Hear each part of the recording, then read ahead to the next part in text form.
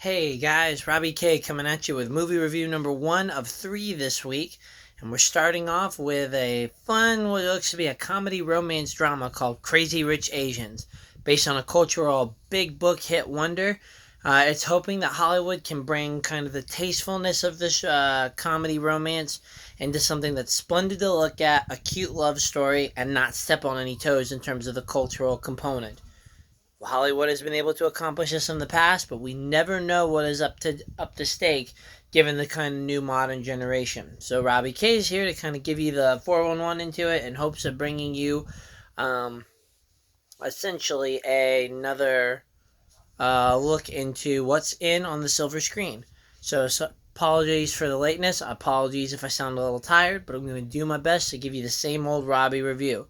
And you know what that means. We go to stage one.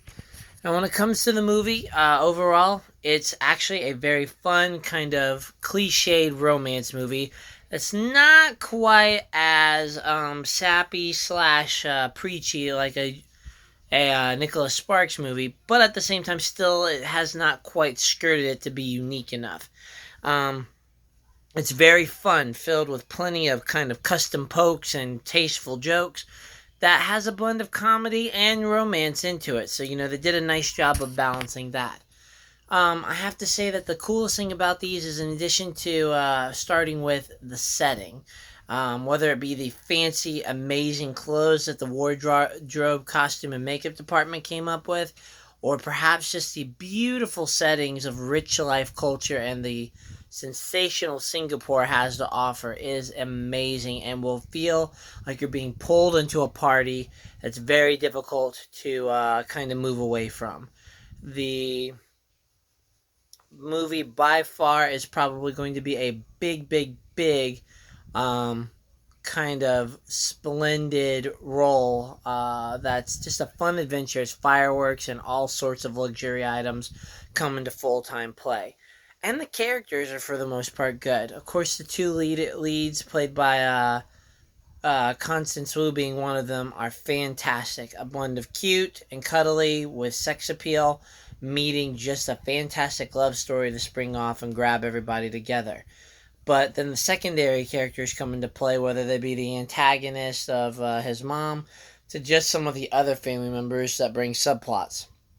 Overall, they're very well integrated together. So overall, this is definitely a movie that's for those looking for a little bit of combination of fun, going down that formulaic pathway of predictable romance shenanigans. Looking for kind of the high society stuff. Worth a visit to the theater, as my buddy Austin, shout out to him tonight, stated. The answer to that is yes, if you're looking for those kind of merits, but not so much for originality and theater quality outside of maybe a couple ceremonies. This movie would probably best be left for those looking to have like either a date night or a girls' night out. Um, if you're gonna go to the theater. Otherwise, you probably want to hold out for Redbox for this one. That's about all I can say on stage one. I'm gonna go ahead and get into stage two. So if you're done, I'll see you tomorrow with another review. Otherwise, let's hit up part two of it. Now, again, we start with likes and dislikes, primarily with likes. And let's go into a little more detail of what we talked about. First of all, Crazy Rich Asians is fun. I don't know if it's a decent pace, the fact that there's some very good, clever jokes in it, or the fact that there's just a lot to do in this movie for a lot of audience members. It's a fun adventure, hands down. Primarily in the fact of it's like you're going on a very luxurious late vacation and getting to have all the fun with it for a very, very small price. Now, yes, you're not getting massages or like experiencing the full effect, but hey, it's as pretty close to an experience as you're going to get at the moment without actually physically going on and paying for the trip. In addition, as I said earlier, it's tasteful, and part of that comes from the fact of with movies, a lot of comedies tend to overstep the line and go into more insult than just kind of playful fun. Crazy Rich Asians, at least for my part, while stereotyping a lot of things, managed to actually do a nice job of not overstepping its boundaries and kind of getting the points across it wanted to do, primarily in the fact of still being able to have fun. And that mainly comes from Aquafina's character coming into play. I've already kind of mentioned this, but when you see the setting and the costumes come out, they were on point and absolutely brought the movie to life. I know that some of my friends who are big into high kind of fashion costumes are going to love the energy imbued in a number of the characters' outfits. But at the same time, once you get into the elaborate settings of the big time mansions, the very rustic slash classical decor that has tradition but yet modern twist on it, and even once you get into some of those parties and celebrations, you get immersed into the setting, and that might be actually one of the biggest components that this movie has to offer. In regards to stories, the story actually has a good number of parts into it, and I guess that comes from that fun atmosphere. But the story at least gets its job done of managing to integrate kind of some subplots with the main plot and using it to kind of give you that drama component you might be looking for in this film.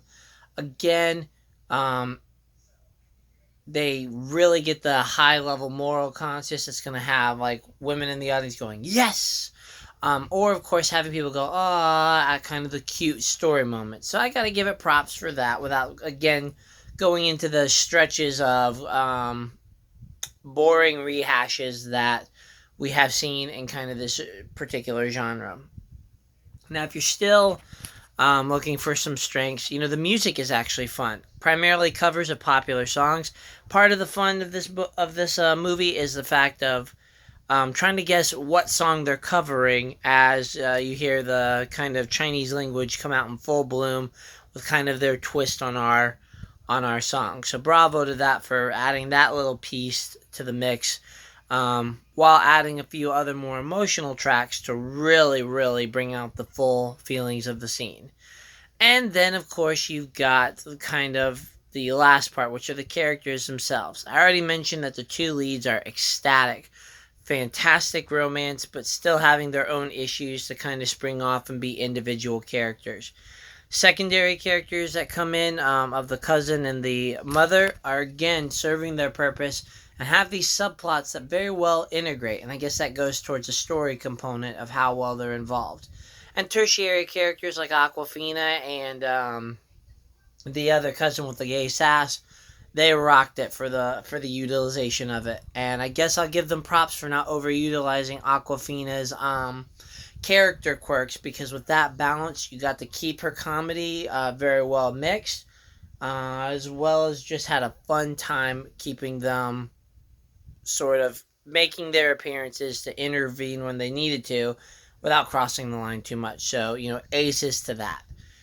Overall, though, those are kind of where my likes are, but what about the dislikes? Well, probably my strongest dislike is how cliche it is. Now, a lot of people want cliche in the genre because it's a way to kind of get that fantasy romance aspect back up, and not feel too guilty that it's not happening in real life, potentially. Or the fact of you just want that fairy tale romance that you fell in love with when you were a teenager. For me, I was hoping for a little more originality, and the cliche predictability kind of made it easy to see where things were going. I guess I could have handled it a little better had the grandiose characters of a lot of other tertiary characters not been so over the top, as well as been better utilized. I'll take over the top characters if they're integrated in the story. But the movie, I guess, had a hard time, and I can't blame them for trying to balance all these, this advanced number of characters that didn't quite come out as strong-suited as I think they wanted to. And I guess that brings to the point that, in addition to those characters, some of the story elements didn't quite get fleshed out. Introductions, build-up of characters were there, but then they kind of petered out just because I think there was just too much for the movie to do, and that would have meant less fashion, less celebration, and less love if we tried to dive down each of these character stories. But still, and while I appreciate them trying to follow the book, I have to say that they probably should have integrated these extreme characters a little more to warrant their justification. And I hate to say it, but the trailers have given you a lot of the good parts away. Not all of them, but a lot of the good parts that you'll be able to piece most of this together. Still, at least we have some cool honorable moments and some things like that to really mix into it. But let's get to kind of where the summary is. Crazy Rich Asians is fun. It's stereotypical, it's cliche, and it is a very linear path. But it has fun atmospheres, mainly by the characters and the setting, to really pull everything together and just give you a fun romance to try to wrap up the summer with. Is it worth the kind of it? Well, again, the lack of originality, the story not fleshed out, makes it hard for me to say, go see this instead of reading the book, because the book is probably going to give you all those details and plot gaps a little better than what the movie could do. However, if you absolutely want to see a romance drama, head on over to your local theater and check it out with your kind of a date night or a girls group. Otherwise, you're best off waiting for, again, as I said earlier, a Redbox rental to really kind of enjoy the most out of it with getting the most bang out of your buck.